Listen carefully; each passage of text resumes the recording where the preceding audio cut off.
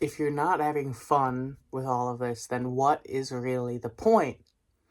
So easy to forget that. And you gotta be reminded. I'm very lucky for the teachers I have in my life, because otherwise I would forget. I would, I have a tendency to treat all of this sometimes like it's a duty, like it's something I feel compelled, like I need to do. Like it's such a mighty task that I'm undertaking. And it is, but with that comes this weight, it's up to me. The world's counting on me, just like this heavy weight, which, no. This is inevitable. This is going to happen, whether I'm a part of it in this incarnation, in the next, or the next, or the next, or whatever. There's an endpoint, and we're heading there. It has already been decided. But you gotta remember, you can't take this stuff that seriously. Like me, I don't have a whole lot of responsibilities in life. Like, I don't have kids I have to raise. I don't have to like balance like, it's not like I have a huge debt. It's not like I have huge responsibilities to really that many people at all. My life is pretty easy, yet I can still find myself so stressed. Like, even I recorded a video earlier today, about an hour ago, and I noticed towards the middle of it, I kind of lost my train of thought, and in it, I just got all in my head. And only afterwards, I recognized that, like, what was going on is I was like, come on, Tom, you gotta pull this together. You gotta get this video. We're counting on you to make this video. So much needless pressure.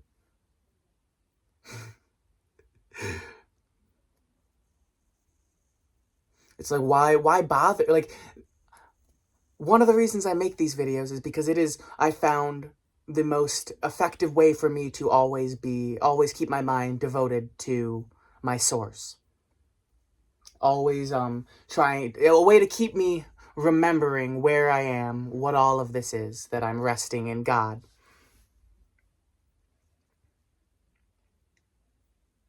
But part of resting in God is being able to see this for what it is, and there's never any reason for me to be stressed at all. Not only because nothing really is going on, it's not like I have responsibilities, like I said, but even if I did,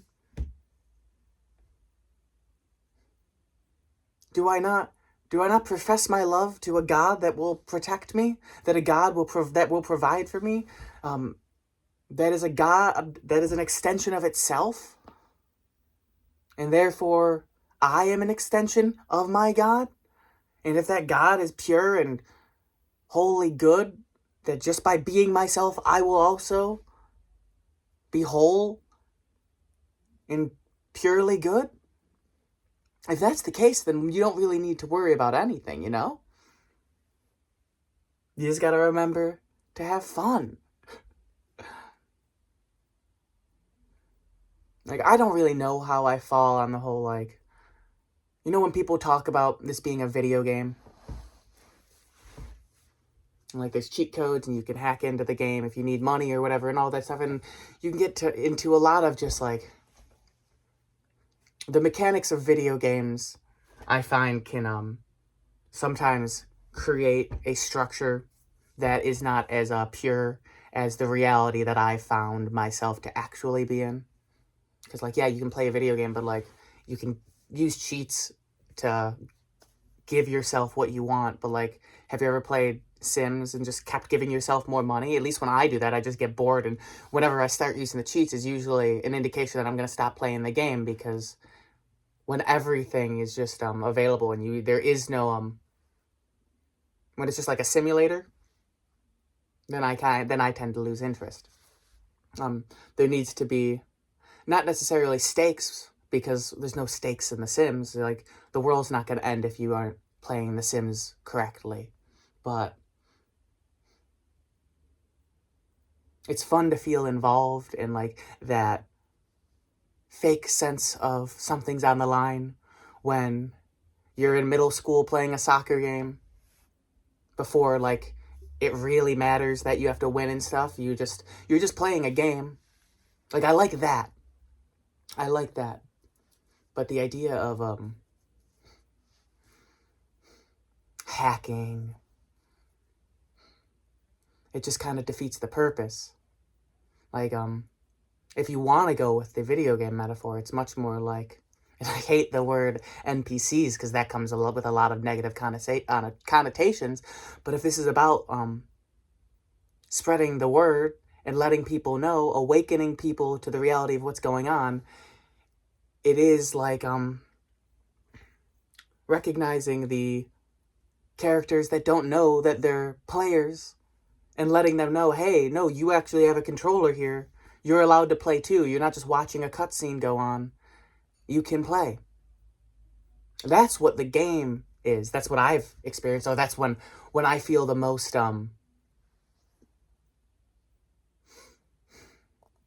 involved. And everyone has their own game. You don't necessarily need to be awakening people. Sometimes it's just spreading the love, you know?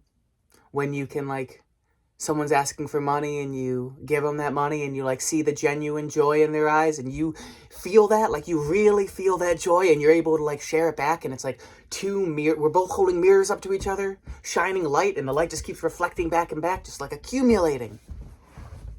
Like, that's what it's all about. That's where I get the most out of it.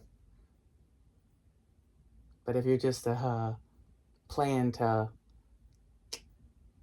tick boxes,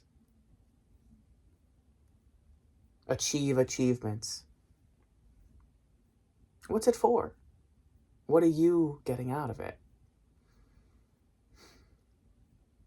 It's about having fun. You should be having fun, always. You can always have fun. Or maybe a better way to say that is, whenever you're not, it's an indicator that you have lost your way. That's not a bad thing. The fact that you don't feel great,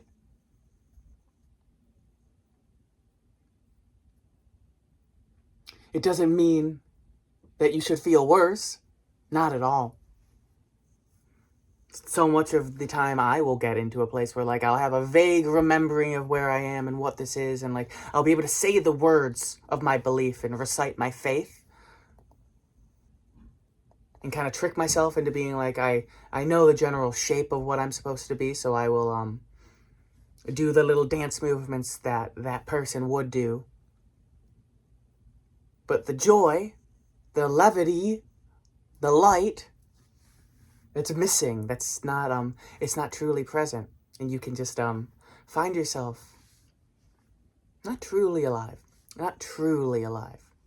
Your hands aren't on the controller, you know?